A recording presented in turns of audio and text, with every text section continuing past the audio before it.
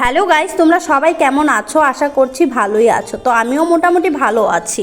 দেখতেই পাচ্ছ আমি কিন্তু রেডি হয়ে বাড়ি থেকে বেরিয়ে পড়েছি। কারণ হচ্ছে কি আমাদের আজকে ওয়েস্ট ত্রিপুরাতে ভোট চলছে। তো আমিও যাচ্ছি ভোট দিতে, কারণ যার যার গণতান্ত্রিক অধিকার পালন করতে হবে। তো আমিও সুন্দর মতো ভোট দিতে যাচ্ছি, তোমরাও চলে যাও ভোট দিতে। আর এখন হচ্ছে সময় বাজে 1:30। তো আমি অর্ধেক রাস্তার মধ্যে পৌঁছে গেছিলাম। তারপর আমার ছোটো ভাই আমাকে ফোন করে বলছিল যে কোথায় আছিস, কে আছে তোর সাথে, যদি দুইজন থাকে তাহলে যেতে পারবি না, যদি একজন থাকে তাহলে চলে আস। তো আমি বলছিলাম যে না থাক, আমি চলে যেতে পারবো একা একাই। ও বলছে না ঠিক আছে, এত রোদের মতো একা একা যেতে পারবি না, আমি নিয়ে যাচ্ছি।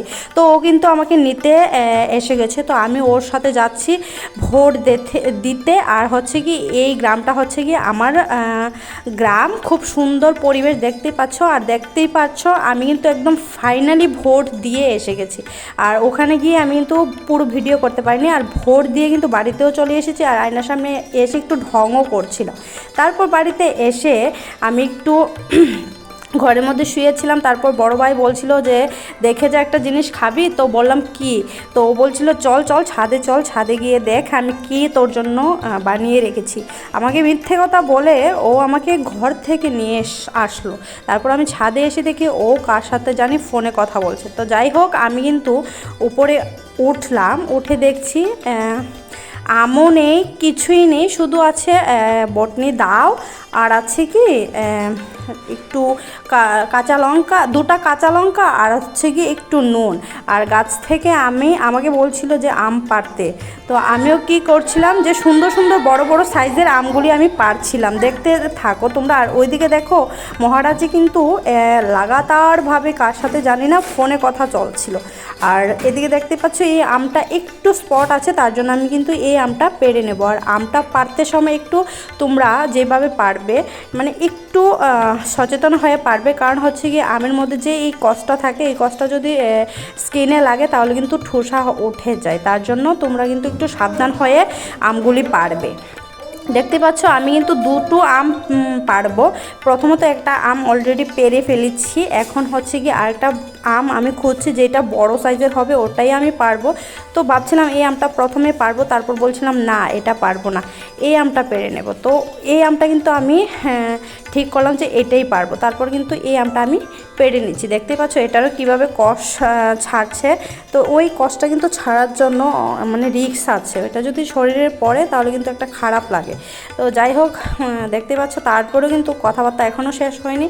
আর দুপুরের রৌদ্রটা কিন্তু প্রচণ্ডভাবে। আর ও বলছিল মানে বড় ভাই বলছিল একটু আম খাবে। তো আমি কি করছিলাম, ওর জন্য মানে সময় নষ্ট না করে ভাবলাম যে না আমি নিজেই কেটে ফেলি। তার জন্য আমি কিন্তু তোমাদের সাথে কথা বলতে বলতে বসেই পড়লাম। কারণ হচ্ছে গিয়ে বড় ভাই যেভাবে ফোনে মানে ব্যস্ত, মানে ওর জন্য যদি আমি ওয়েট করি তাহলে হয় আজকে আমি আর খেতেই পারবো না আম। তো দেখতে পাচ্ছ একটা সুন্দর একটা বাতাস আসছে। আর বাতাসের কারণে কিন্তু আমার চুলগুলো খুব সুন্দর মৃদু হাওয়ায় ভাসছে।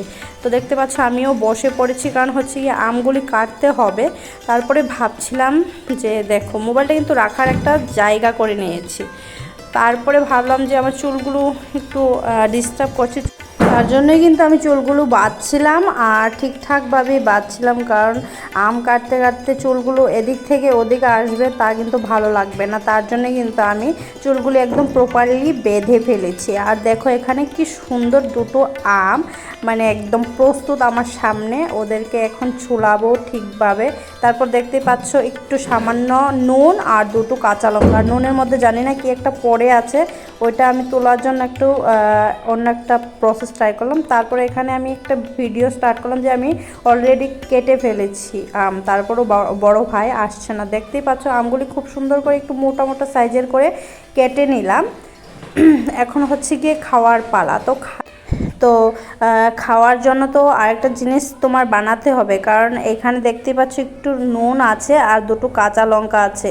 তো এইভাবে খেলে ভালো লাগবে না, তার জন্য কিন্তু তোমার নুনের সাথে তোমার কাঁচা লঙ্কাটা মিক্সড করতে হবে। তার জন্য আমি এইভাবে ভাঙছিলাম মরিচটা মানে কাঁচা লঙ্কাটা। তো ব্যাঙে আমি ওই নুনের সাথে মিক্সড করছিলাম, যেহেতু ভালো লাগে খেতে, একটা আলাদা টেস্ট আসে। একটু ঝালও লাগবে, একটু নুনও লাগবে, একটু টক কতক্ষণ লাগবে, তার জন্য আমি কিন্তু অলরেডি খাওয়া দাওয়া স্টার্ট করে দিয়েছি। কিন্তু আমার বড় ভাই এখনও পর্যন্ত ফোনে ব্যস্ত।